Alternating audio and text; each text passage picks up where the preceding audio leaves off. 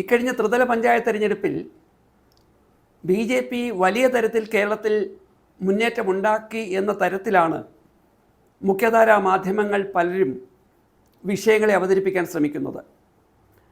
പ്രാദേശിക തെരഞ്ഞെടുപ്പുകളിൽ സാധാരണഗതിയിൽ സംസ്ഥാന നേതാക്കന്മാർക്ക് പോലും പ്രാധാന്യം കൊടുക്കാതെ പ്രാദേശിക വിഷയങ്ങളും പ്രാദേശിക നേതാക്കന്മാർക്കും മുൻഗണന കൊടുത്തുകൊണ്ടുള്ള തെരഞ്ഞെടുപ്പ് രീതിയായിരുന്നു കേരളത്തിൽ പൊതുവെ രാഷ്ട്രീയ പാർട്ടികൾ അവലംബിച്ചു വന്നിരുന്നതെങ്കിൽ അതിൽ നിന്ന് വ്യത്യസ്തമായി സാക്ഷാൽ പ്രധാനമന്ത്രി ശ്രീ നരേന്ദ്രമോദി തന്നെ നേരിട്ട് നാട്ടിലിറങ്ങി വോട്ട് പിടിക്കും വിധമായിരുന്നു NDA BJP അവരുടെ പ്രചരണ പരിപാടികൾ ആസൂത്രണം ചെയ്തത്. തിരുവനന്തപുരം നഗരത്തിൽ ഉയർത്തിയ ബോർഡുകൾ പരിശോധിച്ചാൽ ശ്രീ നരേന്ദ്രമോദി കോർപ്പറേഷൻ മേയർ തെരഞ്ഞെടുപ്പിൽ മത്സരിക്കും എന്ന് തോന്നും വിധമായിരുന്നു അവരുടെ ബാനറുകളും പോസ്റ്ററുകളും ഒക്കെ പ്രചരിപ്പിച്ചത്. ഒരു വശത്ത് BJPക്ക് വലിയ മുന്നേറ്റം ഉണ്ടാക്കി എന്ന് നമ്മുടെ മാധ്യമങ്ങളും മറ്റു ചില സുഹൃത്തുക്കളും പറഞ്ഞുകൊണ്ടിരിക്കുമ്പോൾ വസ്തുതകൾ അതല്ല എന്ന് പറയാനാണ് ഞങ്ങളിവിടെ ശ്രമിക്കുന്നത്. കഴിഞ്ഞ നിയമസഭാ തിരഞ്ഞെടുപ്പിലും പാർലമെൻറ്റ് തിരഞ്ഞെടുപ്പിലും അതിനു മുമ്പുമൊക്കെ ലഭിച്ച വോട്ടുകൾ പരിശോധിക്കുമ്പോൾ സ്വാഭാവികമായി വളർന്നുകൊണ്ടിരിക്കുന്ന ഒരു പാർട്ടിക്ക് കഴിഞ്ഞ തെരഞ്ഞെടുപ്പുകളേക്കാൾ ഭേദപ്പെട്ട തരത്തിലുള്ള വോട്ടിംഗ് ശതമാനം വർദ്ധിക്കേണ്ടതുണ്ട്. എന്നാൽ BJPയുടെ അവസ്ഥ വ്യത്യസ്തമാണെന്ന് അവർക്ക് ലഭിച്ച വോട്ട് ശതമാനം പരിശോധിച്ചാൽ തന്നെ മനസ്സിലാകും. ഏറ്റവും പുതിയ ത്രിതല പഞ്ചായത്ത് തിരഞ്ഞെടുപ്പിൽ നമ്മളോട് അവരുടെ നേതാക്കന്മാർ പറഞ്ഞുകൊണ്ടിരുന്നത് അവർക്ക് 25%-ലധികം വോട്ടിംഗ് ശതമാനം നേടാൻ കഴിയുമെന്നാണ്. എന്നാൽ ഏറ്റവും പുതിയ കണക്കുകൾ പുറത്തു വരുമ്പോൾ സംസ്ഥാനത്തൊട്ടാകെ ത്രിതല പഞ്ചായത്ത് തിരഞ്ഞെടുപ്പിൽ BJPക്ക് നേടാൻ കഴിഞ്ഞത് കേവലം 16% വോട്ടുകൾ മാത്രമാണ്. ഇതിനു മുമ്പുള്ള ത്രിതല പഞ്ചായത്ത് തിരഞ്ഞെടുപ്പിൽ 2020 തെരഞ്ഞെടുപ്പിൽ അവർക്ക് ലഭിച്ചത് 15%-ന് തൊട്ടു മുകളിലും എന്ന് പറയുമ്പോൾ ത്രിതല പഞ്ചായത്ത് തലത്തിലെ BJPയുടെ വളർച്ച വോട്ടിംഗ് ശതമാനം വെച്ച് പരിശോധിച്ചാൽ കഴിഞ്ഞ 5 വർഷക്കാലത്തിനിടയിൽ 1% താഴെ മാത്രമാണെന്ന് മനസ്സിലാകും. ഈ വിഷയം അവിടെയും അവസാനിക്കുന്നില്ല. നിയമസഭാ തെരഞ്ഞെടുപ്പിലും പാർലമെൻറ്റ് തെരഞ്ഞെടുപ്പുകളിലും അവർക്ക് ലഭിച്ച വോട്ടിംഗ് ശതമാനത്തിലും ഒട്ടും മുന്നേറ്റം ഉണ്ടാക്കാൻ ഇപ്പോൾ കഴിഞ്ഞിട്ടില്ല എന്ന് നമുക്ക് മനസ്സിലാകും. 2021 നിയമസഭാ തെരഞ്ഞെടുപ്പിൽ 15% വോട്ട് ലഭിച്ച BJPക്ക് 2024 പാർലമെൻറ്റ് തെരഞ്ഞെടുപ്പിൽ അവരുടെ വോട്ടിംഗ് ശതമാനം 16.68 ആയിരുന്നു.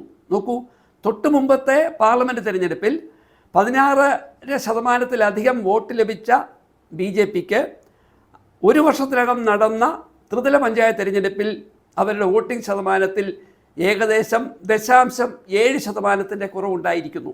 ഇത് സംസ്ഥാനത്തെ മൊത്തത്തിലുള്ള BJPയുടെ വളർച്ചയിലെ ചില പ്രശ്നങ്ങൾക്ക് അപ്പുറം ഒരുപക്ഷെ ഇത് വളർച്ചയെന്നോ ഇല്ലെങ്കിൽ സ്തംഭനമെന്നോ ഇല്ലെങ്കിൽ തളർച്ചയെന്നോ പറയാൻ കഴിയുമെങ്കിൽ അവർക്ക് അധികാരം ലഭിച്ചു എന്ന് പറഞ്ഞുകൊണ്ടിരിക്കുന്ന തിരുവനന്തപുരം കോർപ്പറേഷൻ്റെ അവസ്ഥ പരിശോധിച്ചാൽ നോക്കൂ, തിരുവനന്തപുരം കോർപ്പറേഷനിൽ ഭൂരിപക്ഷം കൗൺസിലർമാർ എന്ന് പറഞ്ഞാൽ 51 കൗൺസിലർമാർ ഉണ്ടാകണമെന്നാണ്.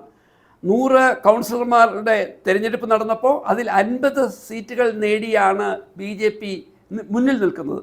എന്നാൽ കോർപ്പറേഷൻ്റെ മൊത്തം വോട്ടിങ്ങിൻ്റെ സ്വഭാവം എടുത്ത് പരിശോധിച്ചാൽ ഈ കോർപ്പറേഷൻ്റെ ഉള്ളിലുള്ള കൗൺസിലിൽ എല്ലാം കൂടി ലഭിച്ച വോട്ടുകൾ പരിശോധിക്കുമ്പോൾ LDFന് തൊട്ടടുത്ത് നിൽക്കുന്ന NDAയേക്കാൾ BJPയേക്കാൾ ഏകദേശം 5000-ലധികം വോട്ടുകളുടെ മുൻതൂക്കം ഉണ്ടെന്ന് മനസ്സിലാകും. എന്ന് പറഞ്ഞാൽ കൂടുതൽ വോട്ടുകൾ ലഭിച്ച തിരുവനന്തപുരം കോർപ്പറേഷനിലെ LDFന് 29 സീറ്റും അവരെക്കാൾ ഏകദേശം 5000-ലധികം വോട്ടുകൾ കുറച്ച് ലഭിച്ച NDAക്ക് 50 സീറ്റും എന്ന അത്ഭുതകരമായ ഒരു പ്രതിഭാസമാണ് തിരുവനന്തപുരം കോർപ്പറേഷനിൽ നടന്നത്. അതുകൊണ്ട് തന്നെയാകും തിരുവനന്തപുരം കോർപ്പറേഷൻ്റെ മേയർ BJPക്കാർ തന്നെയാകുമോ എന്ന സംശയം അവരുടെ ഇടയിൽ തന്നെ സംജാതമായിരിക്കുന്നത്.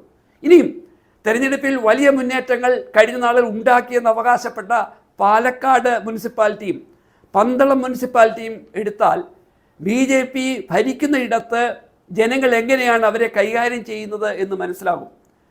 പാലക്കാട് മുനിസിപ്പാലിറ്റിയുടെ ഭരണ സംവിധാനത്തിൻ്റെ ഇടയിൽ ഒട്ടേറെ അനാശാസ്യപരമായ പല പ്രവർത്തനങ്ങളുണ്ടായി. അവരുടെ തന്നെ മുനിസിപ്പൽ ചെയർപേഴ്സണെ തള്ളിപ്പറയുവാൻ ഈ BJP തയ്യാറായി. ഒപ്പം അതിൻ്റെയൊക്കെ ഫലമായി പാലക്കാട് മുനിസിപ്പൽ ഭരണം BJPക്കാർക്ക് പോലും അംഗീകരിക്കാൻ കഴിയാത്ത തരത്തിലേക്ക് പോയതുകൊണ്ട് അവിടെ ഇപ്പോൾ BJPയുടെ ഭൂരിപക്ഷം നഷ്ടപ്പെട്ടിരിക്കുന്നു.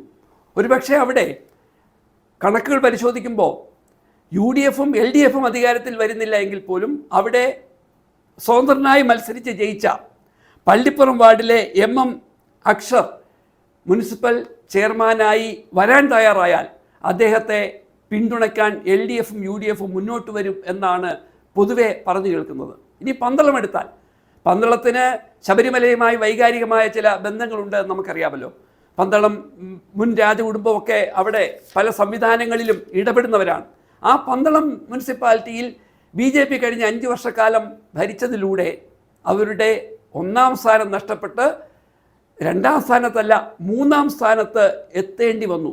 പന്തളത്തിനോട് ചേർന്ന് കിടക്കുന്ന കുളനട എടുത്താൽ അതിനേക്കാൾ വേദനാജനകമാണ് BJPയുടെ തളർച്ച. ചുരുക്കത്തിൽ സംസ്ഥാനത്ത് BJP ഇതാ വലിയ മുന്നേറ്റം ഉണ്ടാക്കുന്നു. BJP LDFിനെയും UDFിനെയും അപ്രസക്തമാക്കിക്കൊണ്ട് ഇതാ ഭരണം പിടിക്കാൻ പോകുന്നു തുടങ്ങിയ വാചാടോപങ്ങൾ നിരത്തി മാധ്യമങ്ങളിലൂടെ, ഇല്ലെങ്കിൽ മാധ്യമങ്ങളെ വിലക്കെടുത്ത് നടത്തിയ പ്രചരണങ്ങൾ അസ്ഥാനത്താണ് എന്നും BJP കേരളത്തിൽ വളരുകയല്ല തളർന്നുകൊണ്ടിരിക്കുന്നു എന്നും ബോധ്യപ്പെടുത്തുന്നതാണ് തിരുവനന്തപുരം കോർപ്പറേഷനെ ഒഴിച്ചു നിർത്തിയാലുള്ള കേരളത്തിലെ മൊത്തം ഫലം പരിശോധിക്കുമ്പോൾ നമുക്ക് മനസ്സിലാക്കാൻ കഴിയുന്നത്.